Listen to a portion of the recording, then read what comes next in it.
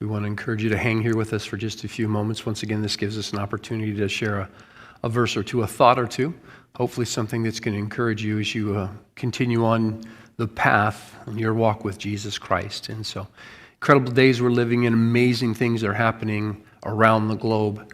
And we've been spending the last few days in the 6th chapter of Ephesians. Let me just share one verse with you. Well, let me share a couple with you, but just focus on one. In verse 10, Paul writing to the church of Ephesus, saying, "Finally, my brethren, be strong in the Lord and in the power of his might." Verse 11 says, "Put on the whole armor of God that you might be able to stand against the wiles of the devil." And then verse 12 says this, "For we wrestle not against flesh and blood." We wrestle not against flesh and blood.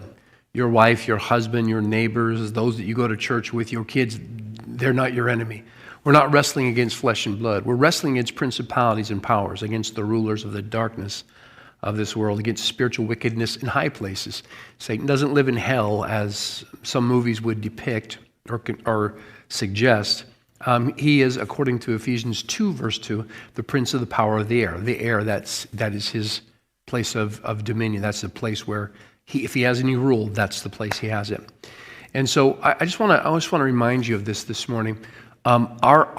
Our fight, our wrestling is not with people. Let me read you a couple verses, and this is out of Mark chapter 4. Jesus has gone through a whole day of parables of, he says in verse 3 of Mark 4, "Behold, a sower went forth to sow," and he talks about the word of God being a seed, and he goes through some different parables. Toward the end of the evening, he's exhausted. He says to the disciples, right around Mark 4:35, he puts them in a boat and he says, "Let us cross over to the other side." He himself goes down into the boat and goes to sleep on a pillow in the stern of the boat. Well, while he's sleeping, a great storm comes down upon the Sea of Galilee. I think we know the story. And the disciples are panicking. These are veteran fishermen. They've seen storms before. They've dealt with squalls before. But this is something that they really were convinced was going to completely capsize the boat, and they weren't going to see the next morning. And then in Mark 4, verses 38 and 39, listen to this. It says this, "But Jesus was asleep in the stern on a pillow. And they woke him, and they said unto him, Teacher, Master, Rabbi, do you not care that we're perishing?" Now listen to this. "Then he arose, and he rebuked the wind, and he said to the sea, Peace, be still. And the wind ceased, and there was a great calm." That's the way you and I need to handle the life that we live. Listen to what Jesus did. He rebuked the wind. He said to the sea, Peace, be still. He rebuked the wind. He rebuked what he couldn't see, but he just spoke to the sea, that which he could see, and said, Peace. You and I need to take that just as an example of how we want to live our lives. Because again, our fight is not against flesh and blood. It's not against people. It is against the spirit realm. It is against spiritual wickedness in high places. Jesus was able to rebuke what he couldn't see, the wind. We can't see the wind. We can see the result of wind, but we can't see the wind.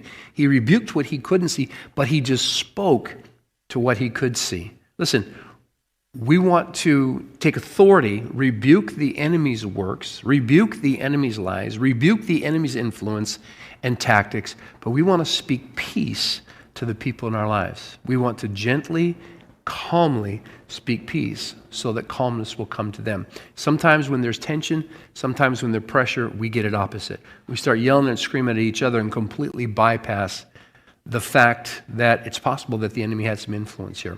So we'll leave you with that today. We want to rebuke what we can't see, stand in the authority that we have in his name, and deal with those things that we can't see from that perspective, but we want to speak peace to what we can see, the people in our lives, our loved ones, our neighbors, our friends, those that we worship with on Sunday morning or any other time. God bless you, and we'll catch you next time.